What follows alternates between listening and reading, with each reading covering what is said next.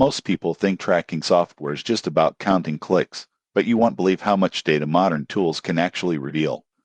The surprising truth about Volume and RedTrack is that they are not just trackers, they are full marketing intelligence platforms. Volume and RedTrack are performance tracking tools used by affiliate marketers, media buyers, and agencies. Their main purpose is to track traffic sources, conversions, and campaign performance across multiple platforms. The core feature is link tracking. You create a tracking link, send traffic to it, and see exactly where users come from, what they do, and whether they convert. This helps identify which ads are profitable and which ones waste money. Both platforms offer advanced analytics, including real-time reporting, A/B testing, geo-targeting, and automated rules. These tools allow you to pause losing campaigns automatically and scale winning ones faster. Most people get this wrong by assuming these tools are for beginners. In reality, Volume and RedTrack are built for serious marketers. The learning curve is steep, and without experience,